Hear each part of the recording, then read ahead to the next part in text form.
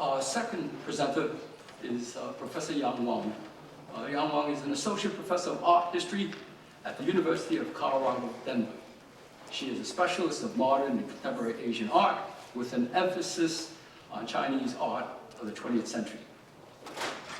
Her first book, Yellow Earth, Regional Chinese Ink Painting and Global Post-War Modernism, is under contract with Harvard University Asia Center.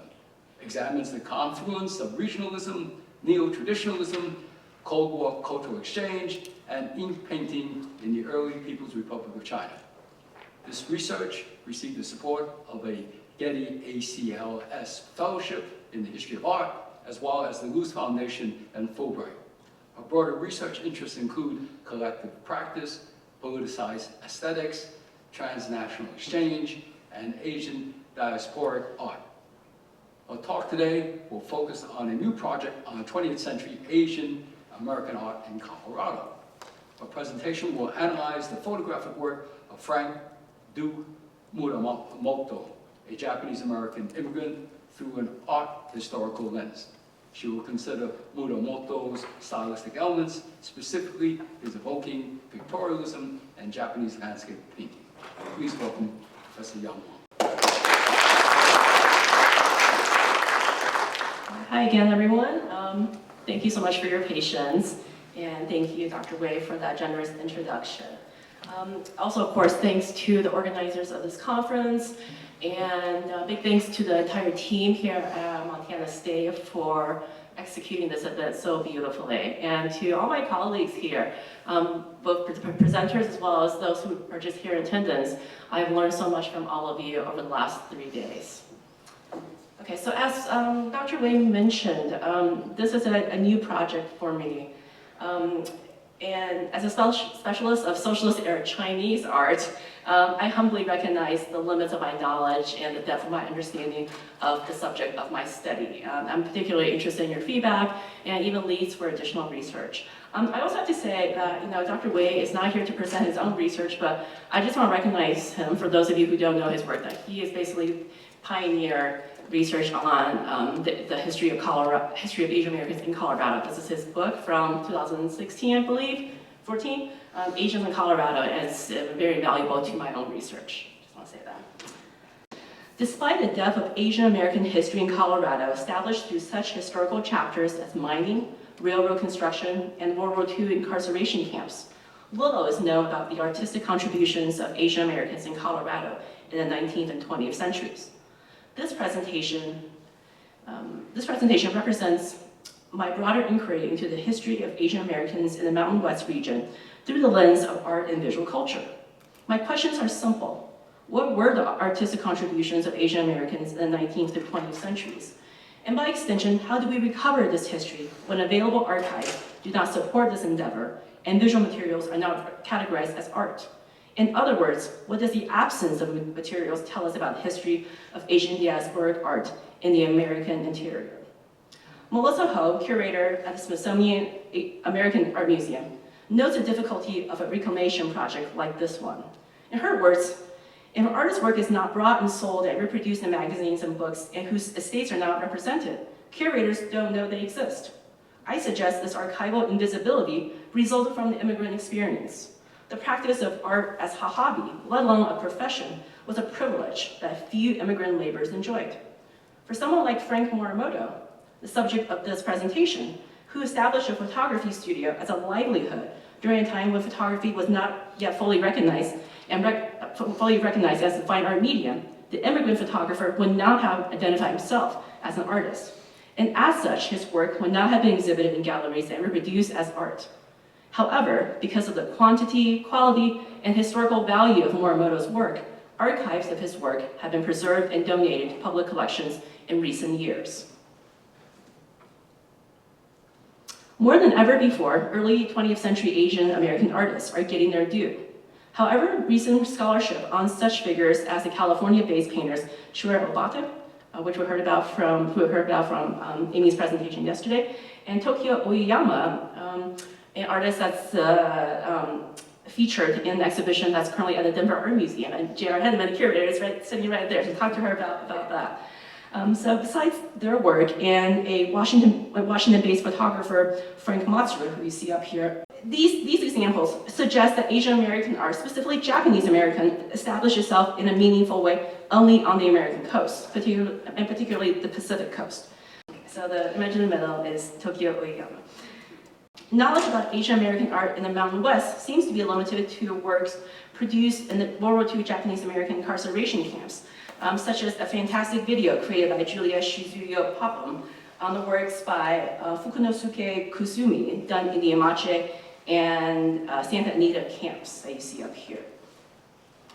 This project seeks to complicate the coastal-centric narrative by expanding the geographical scope of Asian American art to the so-called Mountain West. And in doing so, I aim to address the omission of this history from standard narratives of American history and Asian American history, a condition that Erica Lee calls double invisibility. Away from the large ethnic enclaves on the coasts, Asian Americans in the interior have established their lives in ways that navigated the challenges and complexities of their varied locations. Recent efforts made by the Pueblo City County Library, Pueblo County Historical Society, and History Colorado in Denver have shed light on the photography of Frank Moromoto, an Issei Japanese American immigrant who owned a photography studio in the southern Colorado town of Pueblo. While Moromoto's biography as a successful businessman has been partially established by the researchers at the institutions that hold his collections, his photographs have yet to be analyzed through an art historical lens. Moromoto's commercial and personal photography revealed the underrecognized diversity of rural Coloradans in the early 20th century through its documentation of subjects of immense racial and socioeconomic diversity engaged in work and leisure. Moreover, Moromoto was unconventionally committed to photographing and filming his family's travels to scenic locations in the American West, documenting human interactions with nature. This project examines available archives to learn about Moromoto's life as a Japanese immigrant in Colorado and as a photographer whose personal history intersected with history of Colorado. Denichi Morimoto was born on December 1st, 1881 in the Yamaguchi Prefecture of Japan. Departing from the port of Yokohama, he arrived in San Francisco in 1903, where he was likely processed on Angel Island.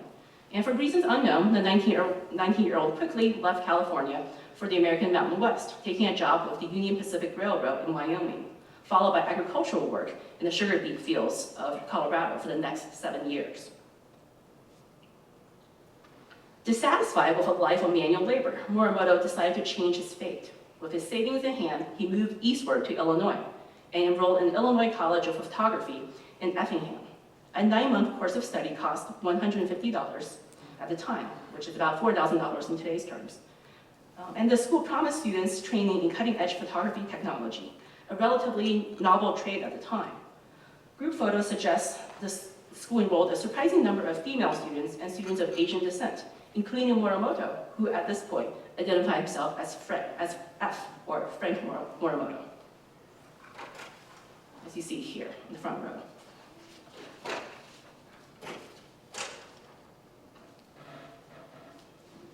After graduating from the photography school in 1911, Morimoto found work as a houseboy in, of all places, Taliesin, the newly built home and studio of American architect Frank Lloyd Wright in Spring Green, Wisconsin.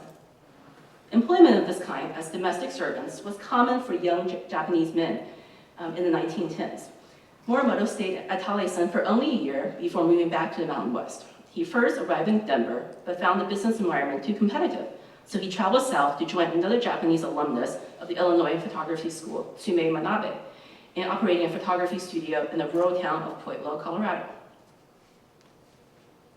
3 years later, in 1915, the partners separated, and Morimoto established his own practice, the Deluxe Studio at 1142 East Evans in the Bessemer neighborhood of Pueblo, which he operated until his death in 1958. His former partner Manabe established another photography studio and became a contracted photographer at the local steel mill. Morimoto's life followed the broad contours of Japanese diasporic work history in the Mountain West. His career exemplified this shift in employment from labor to agriculture and business that characterized the upward economic mobility of Japanese Americans from the Issei to subsequent generations. Moreover, it was not uncommon for Japanese enclaves to establish photo studios that served Japanese and non-Japanese populations. In Pueblo alone, 2 of the 3 photo studios were Japanese-owned. Located 115 miles south of Denver on the Arkansas River, Pueblo is known for its steel industry and agriculture in the surrounding areas. From the late 19th to early 20th centuries, these industries brought immigrant populations to the area. The area is considered semi-arid desert land with a climate that differed drastically from the humid subtropical climate of Japan. The Colorado Fuel and Iron Company, or CF&I, was the first integrated steel mill west of the Mississippi River, beginning with the development of the Denver and Rio Grande Railroad in 1872 and the first steel mill production in 1880. At one time, the CF&I was the largest private landowner and the largest employer in Colorado, and attracted immigrant laborers from around the world to work in steel mills and mines. It's reported that at one time, 42 languages were spoken in the mills and mines. Pueblo's industrial history, embedded in its landscape, reflects the history of migration to the Mountain West. The Chinese Exclusion Act of 1882, as we've heard a lot about, blocked migration of Chinese laborers, which had been the largest Asian immigrant group in the American West, and a major labor force in the railroads and mining. At the same time, the rise of labor unions made the hiring of white laborers more expensive, creating a demand for Japanese and Korean laborers who were excluded from union representation. So following this pattern of immigration, a Japanese community formed in the Bessemer neighborhood of Pueblo, adjacent to the CF&I steel mill. Along with Morimoto's and Manabe's photo studios, other Japanese-owned businesses such as laundries, farms, grocery stores, a martial arts studio, and a florist supported the robust Japanese community, which included as many as 400 residents in 1907. Along with the steel industry, agriculture was another economic driver in Pueblo. In 1909, around 3,000 Japanese Americans were working as farm laborers in Colorado, predominantly in the sugar beet industry. Because Colorado permitted non-citizens to own land, some Japanese laborers acquired land and established independent farms. We see in Morimoto's photos people of immense racial and ethnic diversity. So we see Japanese, Filipino, Black, Latino, Native American, as well as white Americans. And we also see quite a diversity in age as well. They're by the title of our presentation, babies. His images of Japanese people in Pueblo, surrounding areas, and even the Denver area offers the largest body of documentation of the sizable Japanese community. Morimoto often photographed functions of the Japanese Christian mission, a Methodist church and congregational space that served the Japanese community in the Pueblo area. With no apparent patron, it appears that Morimoto did this work out of his own interest and to serve his Japanese diasporic community. We see in the photos candid and arranged images of special events that offers a glimpse of the Japanese Americans in Pueblo. In addition to church-related events, Morimoto captured the social and cultural life of Japanese children in Pueblo, including a Halloween party, as you see here, and events at various Japanese language schools, indicating that the retention of Japanese culture and community was of utmost importance. We know that the Morimoto children were sent to Japan to live for an amount of time. These images preserve the under-recognized and significant history of the Japanese community in Pueblo, which had shrunk by half by the 1920s.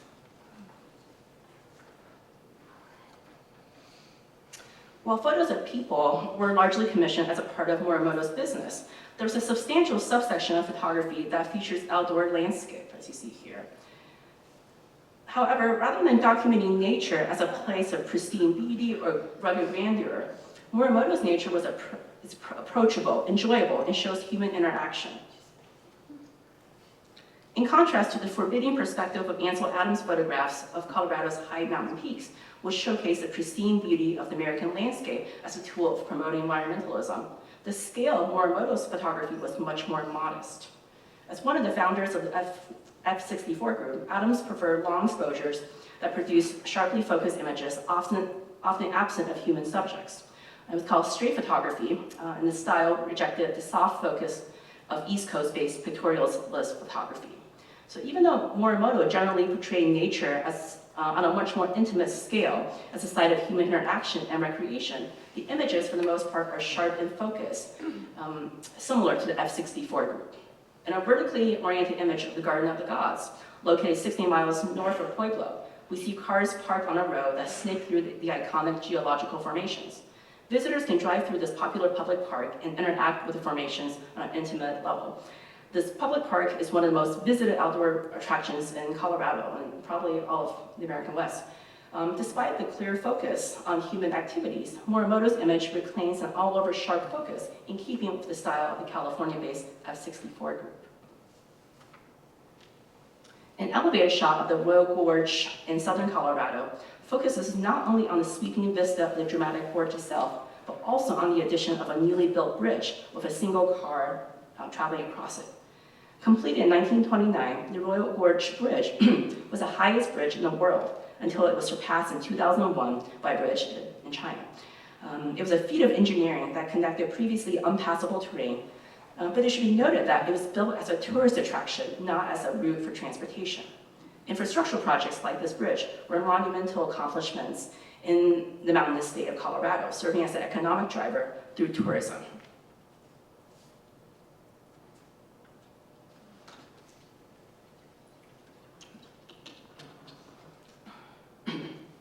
Morimoto also experimented with film. In a film reel from 1936, an excavator loads dirt and rocks onto dump trucks on the construction of what would become the Lake Isabel Dam in New Mexico. The footage quickly shifts to a view of the horizon from the front row seat of a moving vehicle. It is an image with which we're all familiar, a natural landscape rapidly shifting in front of our eyes as the car that we're traveling in follows the curvy turns in the road, with the car's dashboard framing our view. The landscape becomes more mountainous as tall trees come into view. We learned that this was July 4th, 1936, and the Morimoto family was traveling with another Japanese family, the Ushiyamas, to the San Isabel National Forest.